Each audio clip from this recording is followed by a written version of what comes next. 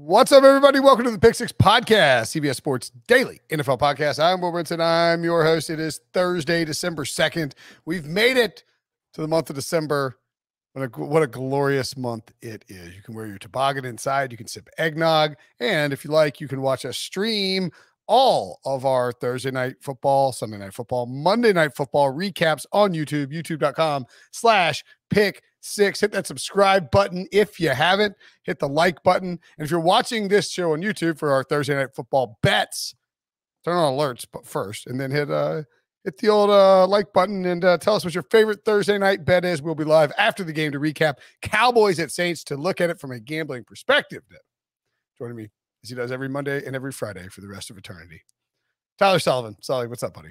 What's going on? Well, I like the hat. I like it's Thank really you. into the Christmas winter season. Yeah, and it's the key to wearing a Super Bowl toboggan is you got to wear it like you want to let people know that you work in that you work in sports. You want Right. in case anybody was wondering. Yeah, I walk around with the CBS North Face zipper. It's just like, hey, this Absolutely. is what I do. I'll throw on my Super Bowl it's gaudy Super Bowl stuff.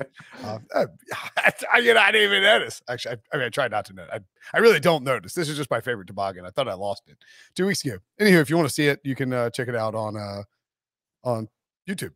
Cowboys -4.5 at the Saints. Over under 47.5. There's a ton to discuss about this game. On the Cowboys side, we do have some answers. Amari Cooper activated. In fact, as we were preparing to record this podcast, I looked on Caesars and poof, all the Cowboys receiving props went away. I was like, what the hell is going on here?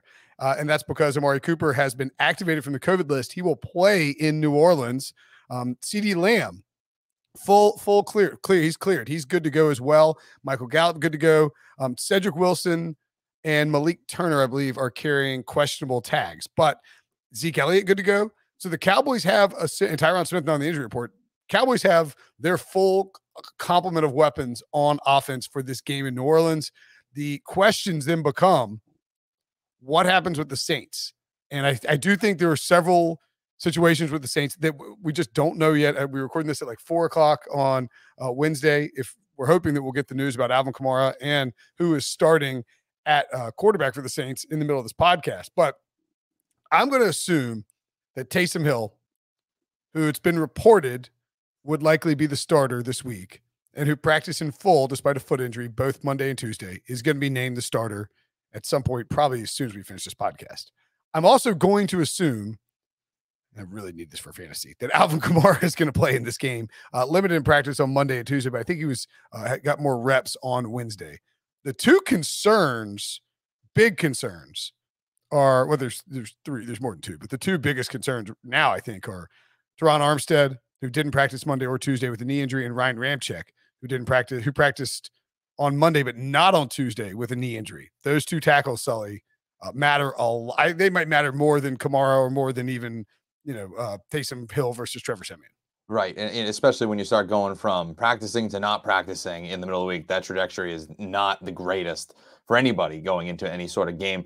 For me, I'm paying attention, obviously, to Hill, and when you talk about those tackles there too, especially for somebody who has a running style like Taysom Hill, they're going to want all their tackles healthy in this to really push things along for them, particularly when they start to get into the red zone there. So it's definitely something to keep an eye on there. For Hill, it was reported that he's also taking the first team reps at starting quarterback this week. So that's another indication that if he's healthy, he is actually going to be the starter this week over Trevor Siemian. Yeah. I mean, I almost feel like we can pencil that one in, even though we need the first, we need the actual technical answer from Sean Payton. And for what it's worth, there's not a lot of people reporting on the Saints right now because they're all busy reporting on Brian Kelly, who is just got introduced as LSU's head coach. Like, I went to check Larry Holder's Twitter feed to see if he had any information on Kamara, because nothing had popped. We hadn't seen anything pop up, and it's just tweets about Brian Kelly, which is fine. My Twitter feed tweets about Brian Kelly. It does seem like he'll play. The Cowboys, I would say, are in substantially better shape health-wise than the Saints, which probably explains why this line. Let's see, what are we at? It was 4.5, holding steady at 4.5. The total hadn't moved either. This line was 6 early in the week and dropped pretty precipitously down to 4.5. What do you like in the game, Sully? Well, that's the thing too. It's another thing we should probably note here as well. The reason why it dipped, or what a lot of people think it might be, is Mike McCarthy's not going to be coaching in this Oh, game. yeah. He tested Good positive for COVID. The Cowboys, personnel-wise, they'll have a lot of their guys, but the coaching staff, I believe 5 coaches or personnel members were going to be out of this game, not traveling to New Orleans, including head coach Mike McCarthy. Dan Quinn going to take over with as head coach, so not true. Not the head coach. That's not his title, Sully. Please, whatever it is. You know what his title is? What is it? The point person for decision-making processes, for the decision-making process. This is the funniest thing to me of the entire season. Since Mike McCarthy did the Austin Powers routine in training camp and on Hard Knocks, like he's like so desperate, he just won't call Dan Quinn the interim head coach. Like I did several radio hits and they asked me about coach. What's that? He's the assistant to the head coach. Yeah, exactly. Right. It's a little office bit. I did radio interviews all day Wednesday, and I was like, they're like, what do you think? What do you think about the game on Thursday? I was like, do you guys know what Dan Quinn's title is for this game? They're like, interim head coach, obviously. It's like, no, he's quote the point person for the decision-making process. Be more scared of your job, like job security. Also, way to instill confidence in Dan Quinn going, this is emasculating on the job title. Jeez. Yeah. Although, look, if the Cowboys roll the Saints and Dan Quinn does a great job coaching, and the streets will be talking, Yeah. The defense has been playing well this year. I'm sure there'll be some buzz. They've lost 3 or 4, and the offense has kind of been the problem. You could wonder how this team would look if Dan Quinn was coaching it and Kellen Moore was just in charge of the offense. One could wonder that. At any rate, that's beside the point. But you're correct to bring that up. They will be shorthanded on the coaching staff. I do think it matters. I mean, Dan Quinn has been a head coach, so he's used to being on the sidelines, but this defense has been operating really well with Quinn in the press box. And I mean, the reality is you just have you're more in tune with the game on the field, but you have an all 22 view from the press box or from the coach's box. And you're adding more stuff to his plate. You're adding, in-game management to his plate. So I wouldn't be surprising to me if the defense's performance dipped a little bit here because Quinn has more on his plate as a result of Mike McCarthy not being there. Yeah, I definitely think that's interesting. It's something to obviously think about there. To me, I still don't think it really matters too much. I'm laying the points of the Cowboys. Okay. 4.5. It's not a huge number for me to be like, okay, you know what? I'm totally walking away from this, especially when even if Taysom Hill is playing, and I'm operating under the assumption that Taysom Hill is going to be the starter there, he's still nursing that foot injury. It's not something that is, again, he's practicing fully. He's participating in practice, but I do think there's a reason why they haven't started him over the last 4 weeks here when they're still for some reason, they're giving him just he's not even getting any reps. So to me, it's just, he's not getting reps. This is the first week that we're actually starting to see it. When they were getting blown out by the Bills on Thanksgiving, you'd think that Sean Payton would want to mix it up with a guy active like Taysom Hill, but he even said he's not ready to play quarterback. So now, 7 days later, things have changed. It's certainly interesting there from that standpoint of, all right, well, maybe you're just trying to grasp at straws. For me, I'd much rather take a team that's going with a interim point person / head coach and a full healthy roster than someone who is starting a new quarterback that could be banged up and their most powerful weapon on offense, and Alvin Kamara still might not be 100%. And then obviously the tackles too. That's why I'm laying the points. I can't see it. No, it's a perfectly fair reason. 22% of the snaps in the first game back, and then 31% of the snaps 2 weeks ago, nada against the Bills, which, as you noticed, is very weird. I'm going to take the Saints. Just a lean, sort of feeling underdoggy this week. There's a lot of home dogs that'll get you a lot of points. And, the Saints in the Superdome, primetime game. Sean Payton gets weird chips on his shoulder, and I do think that he wants coach. I'm not saying I'm not calling this a full revenge game. We're not going to give it that designation, but I think Sean Payton is perfectly fine. Also, Sean Payton, wasn't it Dan Quinn who was coaching the Falcons when Sean Payton did the Halloween choke at Devontae Smith? I think you might be right. Yeah. So it may have been Mike Smith. I could be wrong, but anyway, he's coaching against Dan Quinn a lot. Sean Payton coached for the Cowboys as well. I just think I think Sean Payton builds up animosity for no particular reason, just out of pure spite, which I totally respect because I do the same thing. So I'm going to take the Saints plus 4.5. I'm also, if I'm betting this, I like the under. Yeah. I know the Cowboys can score, but Dallas is going to want to run the ball.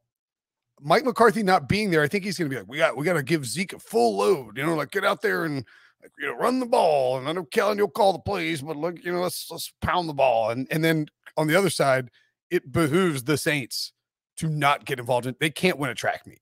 Yep. Against Dallas. If it's back and forth shootout, they cannot win a track meet. So I like that under 47.5. Let's see, Dallas is currently this is 4-5 defenses overall by DVOA. Dallas is the Saints are 1 against the run right now, 13th against the pass. Dallas 4th against the pass, 18th against the run. So I think maybe that this defensive matchup sets up okay for the Saints in terms of we got Kamara, we should have Mark Ingram. We hope. Let's pound the ball, slow it down, maybe some trick plays, just a little Trevor Siemian mixed in, but try and win with Taysom Hill and sort of a rock fight of sorts. And I'll tell you this, too, over the last 3 weeks here, opposing quarterbacks going up against the Saints are attempting a league-low 26.3 pass attempts per game, which is something that we'll talk about with the props. But also that makes sense when we're talking about an under standpoint. They want to slow these games down. And we're talking about a game that includes, these are all losses for the Saints, too. And this is all including, Josh Allen going off last week. It's not like these, Dak Prescott can still find success here, but they want to slow these games down. They're not giving a lot of these quarterbacks a ton of opportunities to throw the football, especially now when you have Taysom Hill potentially as the quarterback and potentially Alvin Kamara back. They're going to be grounding, pounding the football there. One thing I did want to mention, though, another stat here, we're talking about the spread, that I just think that it's so stark that I wanted to bring it up. Yeah. Dallas this season 6-0 against, in their last 6-0 against the spread against the NFC. Meanwhile, you have the Saints 3-8 against the spread against teams with a winning record. Sorry, give me that again. That's Dallas 6-0 in their last 6 against the NFC. Oh yeah, that's right. Breach points out they lose the AFC for whatever reason. For whatever reason, they're great against the NFC. For some reason, they can't cover or whatever against the AFC. And then the Saints, meanwhile, when they go up against good teams with winning records, they're 3-8 against the spread. That's concerning. So for sure, we assume Dallas is good. We assume, yes. We assume Dallas is good. I think Dallas is good. Yeah, I think so. Yeah, all right. Yeah, I could go to a larger discussion about Mike McCarthy's job security and why he's petrified to name Dan Quinn the interim coach, and how the Dallas radio is like, hey, what do you do in times of turmoil like this? Like, what do you go back to? Trying to figure things out when everything's falling apart. I was listening to the radio. I was like, they're 7-4. I know they lost 3 of 4, but like everybody take a breath. They're 7-4. Because if you spaced out those losses, like 1 loss, 2 wins, 1 loss, 2, everybody's like, all right, they're not going to win all your games, but you're also 7-4. Like, you're also 7-4 in the NFC East. It's not like you're 7-4 in the NFC West. Yeah, exactly. Oh, here we go. Taysom Hill in line to start. This is Ian Rappaport. I assume this is actually from. He said, "Yeah, Amari Cooper's questionable." Did I say that before? I thought, yeah, Amari Cooper's questionable. That's right. Okay. Taysom Hill practiced fully all week and has no injury status, so Taysom Hill should be good to go. Alvin Kamara is questionable, so we will probably not see any Alvin Kamara props jump up until we get closer to game time on Thursday. We'll talk about that, or today. Yeah, go ahead, sir. I was going to say, and you'll probably not see a lot of Mark Ingram either. Yeah, probably won't see any rushing props. Maybe Taysom Hill pops up. I think on Caesars right now, we have, let's see if they update. I mean, it'll probably be a minute before they update, but we have Dak Prescott, we have Zeke Elliott, Tony Pollard. They're good about putting all these up. Michael Gallup, Dalton Schultz, Amari, CeeDee Lamb, Nick Vannett, Marquez Callaway, Tre'Quan Smith, Deontay Harris, everybody, but we're just not going to get Alvin Kamara. It's probably going to be a hot minute before we get Taysom Hill too, just because of how that works. Okay, let's take a break. When we come back, we will give out some props. As we mentioned, props are tough to deal with here because you just don't have a lot of people to work with. And we now think we know that Taysom Hill is going to start. It would be pretty shocking if he didn't start, right? Given that, I'm going to jump on in and take Marquez Callaway under receiving yards because Alvin Kamara is questionable, which is better than ruled out. And I think he'll play, but I think they just can't give him a full go because they want to have room to, you want to have, if he can't go, you want to be able to maneuver your roster such that you get somebody else in there. And Callaway is a guy who just he wasn't running a ton of routes on Trevor Siemian dropbacks anyway. And now he is dealing with likely Taysom Hill under center and Alvin Kamara back. That's just going to take away from his receptions and targets. And again, I really think the Saints are going to condense this game as much as possible. What about you? You mentioned the pass attempts. Dak Prescott under falls right in line. So to me, I'm right there. And speaking as a former Marquez Callaway fantasy owner, someone who drafted him this year, yeah, I'm with you on the under just because hasn't really worked out. That pick didn't really work out for me. I was hoping he could fill in for Michael Thomas, who I also drafted. Didn't work out for you, boy. Yeah, I drafted Michael Thomas myself. Didn't work. That was not the best move. But I like Prescott under 35.5 pass attempts. I actually think that's moved around a little bit since I've submitted that, but it's under the same premise there. Over the last 3 weeks, like I mentioned, 26.3 pass attempts per game opposing quarterbacks have had against the Saints. And even if you just expand that over the course of the season, it's 34.3. They don't like really to open things up, like you said, and turn it into a track meet. They just don't have the horses right now, whether it's because they don't have Michael Thomas or it's a not healthy Alvin Kamara or it's whoever is under center just doesn't have the ability to go up against a Dak Prescott in that kind of offense that the Cowboys are bringing to the table. So they're going to slow things down a little bit more. And ultimately, I think the Cowboys too, as much as they're getting everybody back, I don't think they're going to throw the kitchen sink at this game, especially because I think that they should be able to win against the Saints. They should be able to build a lead and then try to churn out a little bit more of a running game, especially when you don't have your head coach. It's more of a get up, slow it down, and try to run away with this win. Yeah, I mean, and look, I think Marcus Davenport is on the injury list as well. That was the other guy I meant to mention, but for the Saints. But this is a good New Orleans defense. Yeah, you don't need to. I mean, in the same reason that you don't want to, if you're New Orleans, you don't want it to become a track meet. I don't think Dallas wants to get over aggressive going into a hostile environment on a Thursday night. Massive. I mean, the Saints are really desperate, Sully. Like they are currently, where do they stand in the conference? They are the 10 seed at 5-6. A win in this game would put them back in as the 7 seed. At least until the weekend, until we get to Sunday. And if things break their way, maybe they stay there. I mean, this is a huge game for the Saints. And we can say that the Cowboys are the better team. Yeah, for sure. They're favored by essentially 10. I guess it would be 7, a touchdown on a neutral field. But I mean, I've watched the Jets win several times in the last few weeks. I watched the Bills lose to the Jaguars.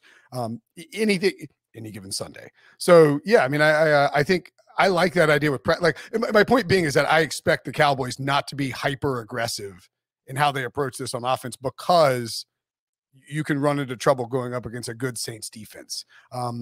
Zeke Elliott over 2.5 receptions for you, juice -160. But I mean, if they're saying they're going to give Zeke a full load, then that is probably a pretty good bet. Yeah, to me, it just seems like it's too low of a number, especially like you said, Jerry Jones is on radio talking about, nope, we're giving him everything. It's not like we're limiting him at all. And when you look at what he's done since the bye, and it's a little bit, I think these numbers are a little bit lower because everybody's coming back. Amari's back, CeeDee Lamb's back, Michael Gallup's there. This is the first time they'll have that trio of wide receivers since week 1. So I think that's why maybe these running back numbers for Zeke, or these receiving numbers for Zeke are a little bit lower. But you look at what he's done past the bye, week 7 since, it's 5.2 targets per game. He's catching around 85% of those targets. You're talking about that type of volume and that type of catch rate. I don't know. I don't see how he doesn't go over this, especially when they're telling us, hey, listen, this guy's going to get a ton of work. I don't disagree with that at all. By the way, the other two, I think I like to keep it tight on these official plays just because I didn't even look to see. Oh, we did that crap on Monday, I think. So we won't review that. Sorry. Sure. Producer Chris, if you made a graphic for that. Oh, no, we did hit first touchdown, though, with Gerald Everett. I was going to say, yeah, we did the tight end, but. Anyway, but I was going to say, looking at Caesars right now, they have a ton of Callaway's actually down to 32.5. I'm grading it at 34.5. Don't care what y'all think. Traquan Smith, 40.5. Deontay Harris, 34.5. These are receiving yards, of course. And Nick Vannett, 8.5. I think under is perfectly fine on all of those because Taysom Hill is playing quarterback. This is not, I mean, if Taysom Hill comes out and is slinging it around, that would be a big surprise. And it would change, I mean, it would change the trajectory of the Saints. We're talking about a playoff berth, but if all of a sudden Taysom is a quarterback, yeah. Okay, you're making some noise now. Yeah. I mean, I'm just thinking back to when he came in last year. Let's see, just looking at the game logs. I mean, so the 4 games in which he started, he averaged 208 passing yards, 209 passing yards per game, and had 1 passing touchdown. I mean, he's just not going to. He's just not going to throw the ball a bunch. I don't understand the fascination. I don't understand why they keep giving him these crazy contracts and stuff. It's just, it seems like they want to use him as a quarterback, but also they don't want to use him as a quarterback. And when you don't know what they want to do with the guy, I don't know why you even deal with it. You try to figure it out. I will say that, let's see, Emmanuel Sanders had 6. So they played the Falcons, but that's a bad defense. 104 yards for Michael Thomas, 66 for Manny Sanders. They might have played the Falcons twice with Taysom Hill. When they played the Broncos, oh God, remember that was the Taysom Hill, who was the quarterback for the Broncos? Kendall Hinton. Oh boy. Remember he played in that game. They were just, the leading receiver was Michael Thomas with 4 catches, 50 yards. That was a beat down, 31-3. So, but then they 21-16 over the Falcons the second time. Michael Thomas again, 105 yards. Manny Sanders, 39. Tre'Quan Smith, 42. So I mean, maybe it's possible that these guys get over on volume. I just don't know that I don't know that that's how they want to play this game. And then we saw against the Eagles, Michael Thomas, 84, Tre'Quan Smith, 60. Interesting.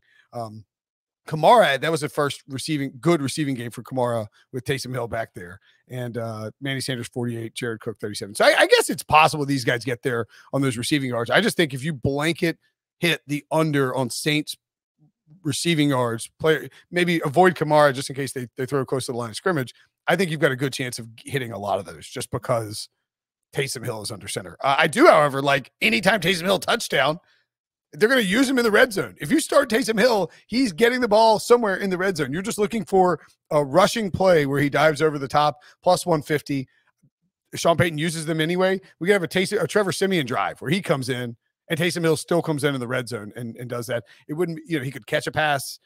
Sean Payton will cook up some red zone stuff for Taysom Hill in this spot. Right. I almost think that Hill is bench proof, where it's like even if he stinks as a quarterback, sort of like and Trevor Siemian comes in, he's still, like you said, still going to be in play here, where it's you can have any, and you get into that red zone, and then all of a sudden he's just that guy. They bring him in, and like they've done with Drew Brees. I mean, if they're going to do it with Drew Brees, a Hall of Fame quarterback, they're going to do it with Trevor Siemian, even if Hill was struggling earlier in the game. So to me, that makes a ton of sense there. Last one for me is Michael Gallup over his receiving prop. It's 46.5 that I have. Again, these things could be changing because Amari Cooper's coming in minus 115. I am not 100%. I mean, I know there's a lot of hype about Amari Cooper coming back, activated off the COVID list, but I'm still interested into how much he's actually going to be involved in this passing game. Again, there's a lot of hype because it's the first time those three have been together since week 1. And I understand that, but we're also a day removed from Mike McCarthy saying that he hasn't really been feeling that well. He's really not great. It's not like he's back to full strength. It looks like the old Amari Cooper again. His head coach was just saying that, yeah, no, he's still coughing around and stuff. And he's questionable. I mean, like he's probably going to play, but I mean, he's, But in what fashion? So even if he does play, I do wonder if there's going to be a limited snap count here. And you have Michael Gallup coming off his best game of the season, over 100 receiving yards. And even when those three played together back in week 1, he saw 7 targets. So, I mean, if you're getting that type of heavy volume with those 2 other receivers, and you're probably facing the number 3 corner on a given team, I love you to go over that number. All right. God, these goons moved it down again. I had Dalton Schultz under 43.5 receiving yards. It is now down to 41.5. It's getting a little thin there where I don't know if I want to, like, I was originally going to bet Dalton Schultz over receiving yards, and then Amari was activated. Right. Like I liked it a lot with no Amari, even with Gallup and CeeDee Lamb out there. Because Knox had a big week against them last week. Am I right? Yeah, actually, I looked back at it, and Knox had 2 touchdowns, right? Yeah, Against the, and while you can't definitively say that that tight ends have lit up the Saints, if you look at the teams they played, it's just a lot of like very surprisingly productive outings from the tight end. So I think, man, I want to go. I might flip back to 41.5 is low. I feel like he gets over 41.5. He's heavily involved. I don't want to say heavily, but he's involved in the passing game. Well, I mean, very similar why I'm picking Gallup. It's just those guys are still going to be target. They're going to get a target share, and I don't think Amari Cooper's 100%. So it's not like it's just going to go to CD and Amari. I do think that both Gallup and Schultz will be involved. All right, flip me back to over Schultz over 41.5 receiving yards. I feel like I'm the goon who's switching all over the place as a result of this movement. But I mean, I liked over 44.5 originally because this is just too low. Like Schultz can get 3 balls and he can get there easily. And they're not going to leave him into block or anything like that. I don't think with a fully healthy offensive line. So I don't know what I'm doing right there. Let's move on to first touchdown props. Speaking of Dalton Schultz, I have Dalton Schultz as a first touchdown scorer in this game. I also added, like you, Sully, Taysom Hill at 8.5 to 1. You shop around because I think he's 11.5 or 11 in some spots. Certainly you can find a good number on that. But like we say, get down the red zone, pretty good chance that the Saints are going to be looking to use Taysom Hill. Yeah. And to me, also, maybe just kind of wait it out, see what happens with Alvin Kamara, because if he is active in this game, I can't imagine a world where Alvin Kamara has worse odds than Taysom Hill to score the first touchdown. So that might boost him back a little bit because I've already seen Caesars moved it to 8 to 1. So maybe that goes back to 8.5. Maybe it bumps up to 9. Hill's somebody that I'm playing anytime touchdown that you had. I'm also playing him with it's the first touchdown here. It just makes too much sense. When they get into that red area, they've always leaned on Taysom Hill when he's healthy. And right now they're saying he's healthy. So especially right now, that's good value, I think, at 8.5 or 8. Yep. And you also have Tony Pollard. Did you already mention him? Yeah, no, I mean, that one, it's more of a value. I do think I like even Schultz better at 11 to 1 if I'm going 11 to 1 there, just because, again, I think they're a little bit more involved. New Orleans has been better against the run than they have the pass this season. So maybe I'm fading that a little bit, but I'll throw my hat in there to say, all right, Pollard, could be as they say that Zeke's going to be, full load and everything like that, but teams have lied to us before. It's not like it's the first thing in the world. And Pollard's still someone who's going to be a key piece of this offense. Wouldn't surprise me at all. You get 3rd and goal from the 7, and Pollard might be in there. So does Zeke. I like the idea of Schultz, Pollard, and Gallup. Yeah, all those guys at 11 to 1, because again, Amari Cooper's sort of soaking up some usage or soaking up some value there in terms of the first touchdown score. Same with CeeDee Lamb. Taysom Hill down to 8 to 1 now. And those 3 guys could just easily be targeted in the red zone. Schultz particularly just screams value to me at 11 to 1. And we always talk about quarterbacks with running equity. Obviously, been doing that with Taysom Hill. It's probably an attractive number, 23 to 1 with Dak Prescott, but we just haven't seen it. I don't think they want him to run. I think they're purposely avoiding calling running plays in the red zone for Dak because his calf injury, hurt the ankle last year. They want him. They know that they have plenty of weapons for him to throw to. So it would really almost have to be like a sprint out bootleg, or like some type of bootleg sprint out type of deal where he just doesn't have somebody open and sees a window. But I really do think they're trying to avoid those, right? Because they don't want him to get hurt because they know their season is tanked if they do. All right, I'm totally there with you. That's it for the audio version of the pod. Thanks for listening. We will be over on YouTube breaking down the DraftKings slate for those of you who want to check that out. But if you don't, you're just doing audio. Thanks for listening. We'll see the rest of y'all over on YouTube. All right, Sully. So the captain check-in. Dak Prescott, 17-7, robust. Alvin Kamara, 16-8. Zeke Elliott, 16-2. CeeDee Lamb, 15,000. Taysom Hill, 14.4, discounted. Trevor Siemian, they priced it because they didn't know, 14.1. Amari Cooper, an interesting captain at 12.9. Tony Pollard, 11.7. Dalton Schultz, 11.4. Michael Gallup, 10.2. Marquez Callaway, 9. 6, and then after that, you sort of get into the less appealing, cheaper options. What stands out to you for a captain spot here? I mean, I think that Taysom Hill is going to be the most chalk, right? Especially when we talk about, when we're just talking about him, like the rushing equity that he's going to have, the red zone attempts that he's going to have. So to me, I almost wonder if we can pay up for Prescott, where we know he's going to have, I think he's going to be the lowest captain out of the 2 quarterbacks because it's such a huge number. I do wonder if we can kind of get some value there with the high, how often are you going to have Dak Prescott as a captain that might be the lower owned of the 2 quarterbers? Just because if you have to pay for Dak, then it gets to be expensive. All right, let's start out with a Dak captain. What do you go to next? I would probably lean towards CD Lamb there, but again, that's a little expensive. Maybe Amari Cooper at 8.6. Yeah, I mean, what the way to do it, if you want to differentiate yourself, I don't know why I haven't mentioned it, but like do double stacks instead of just a single stack. And so we do Amari Cooper and Dalton Schultz. Sure. I like that. Okay. You can triple stack if you want. Let's see. Yeah, I mean, Amari Cooper is probably going to be under owned. Let's see. Clear out Amari. It's Amari. I do wonder, are the defenses in play at all for this game? We do talk about. I think that'll be a good contrarian play. Yeah, for sure. I mean, I don't know. I think if you do the defenses, you want to do the thing where you have one defense as your captain, right? Because that's actually done pretty well in recent weeks, I believe. But it needs to be a spot where people are like, "Oh, high total, can't play the defenses," and you sneak them in there. Yeah. Like didn't Seattle's defense do? Like Seattle, Washington's defenses did well. All right, what else do you want to add here? Let's see. Let's go with. I don't love Marquez Callaway, but I'm trying to see if I can get another pass catcher there. But it's tough to even think about. Little Jordan Humphrey.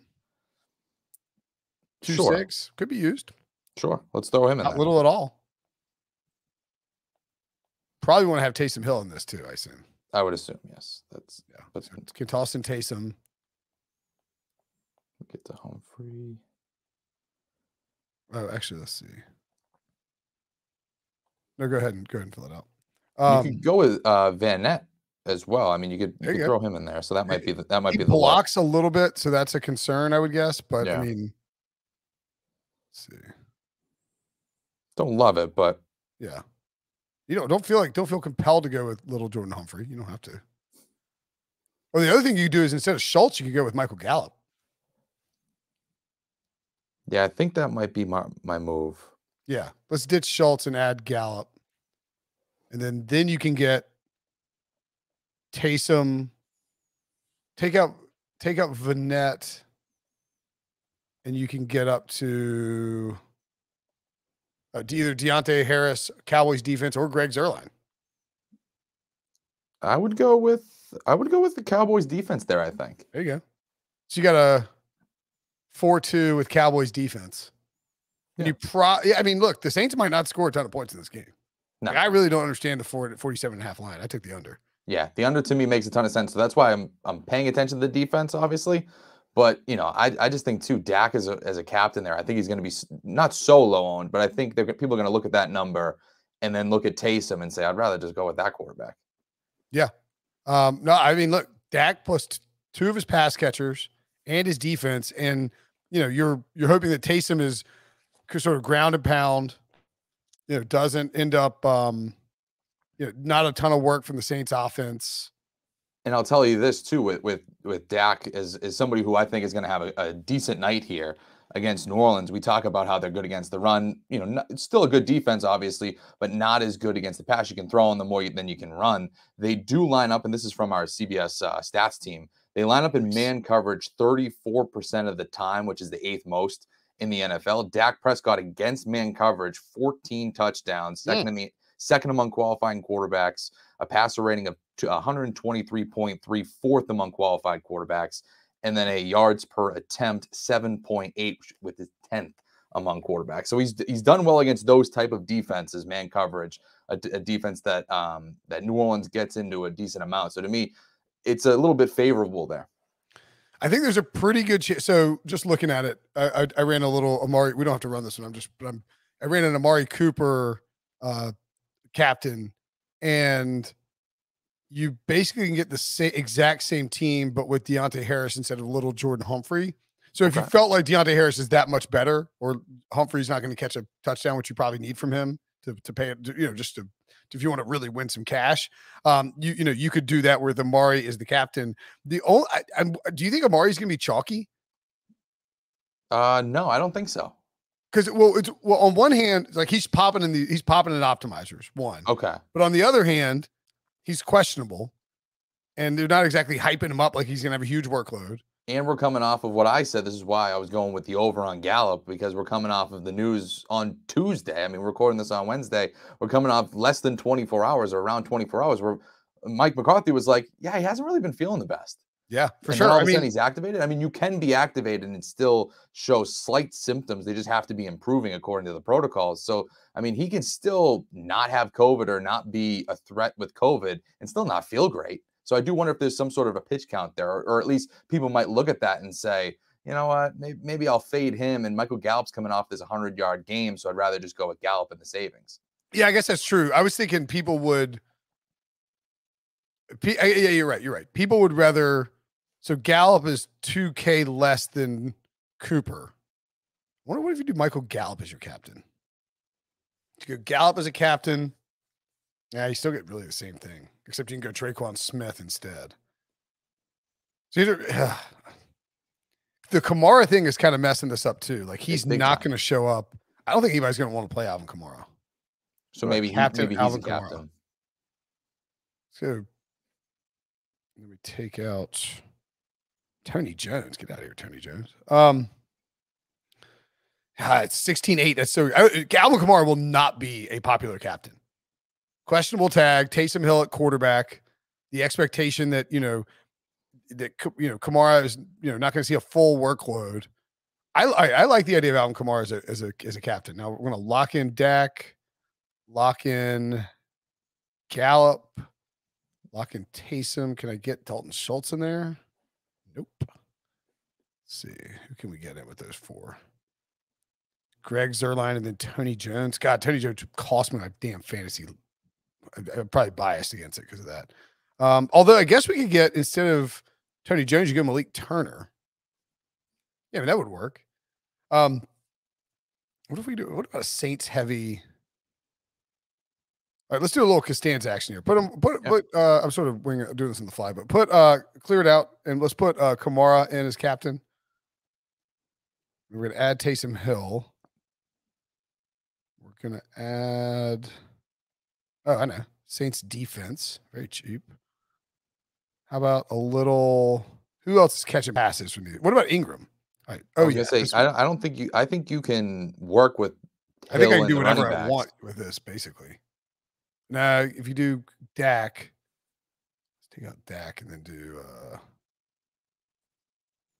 You got it. All right. So hold on. Before you take out Dak real quick, because I want to see if I put Gallup in there. That leaves me 8K left.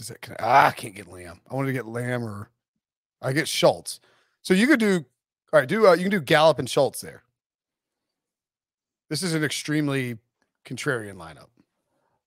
I almost wonder, instead of Schultz, is there a Pollard element in there where it's you're talking about trailing, Pollard passing? less than? Oh yeah, I like that. Good call. Yeah, that's a great call. Yeah, so you could pop in Tony Pollard or Dalton Schultz. But yeah, I mean, you would think if the Cowboys are trailing, and this is a Saints get the lead, like a defensive touchdown or an early drive, and lots of Kamara and lots of Ingram, and obviously check to make sure Ingram's playing, but they feed the ball through their running game, short passing game, minimize how they don't want to turn it into a shootout.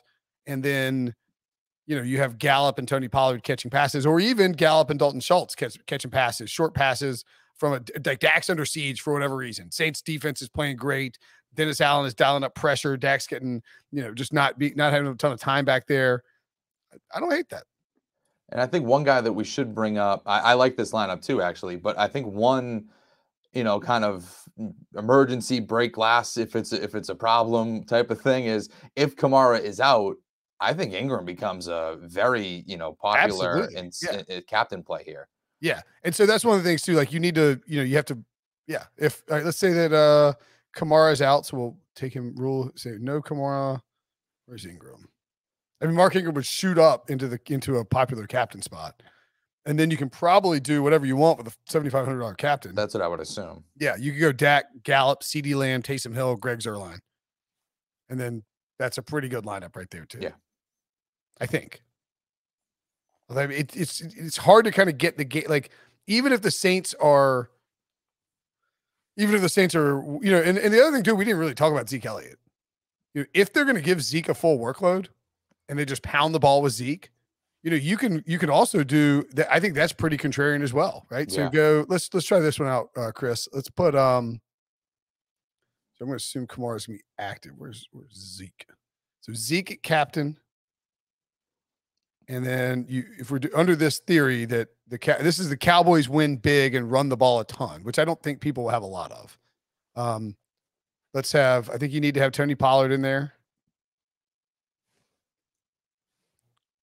Cowboys defense, maybe. Yep. Taysom Hill or Kamara? I would, if he's playing, I would probably go Kamara. He might you might get Vulture to touchdown, but you get both in there. You can't get both in there.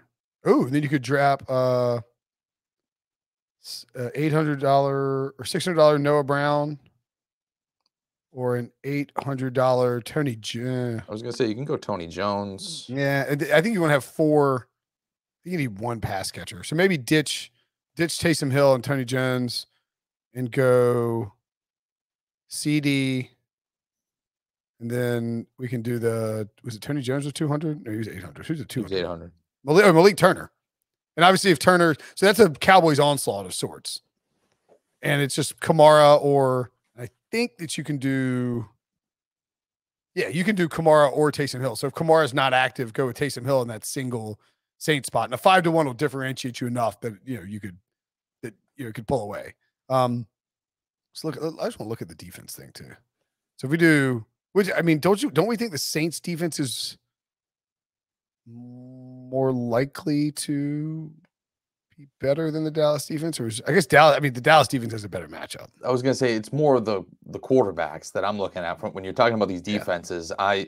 I know the ceiling for Dak Prescott, and it's pretty dang high, and I think I know the ceiling for Taysom Hill, and it's not.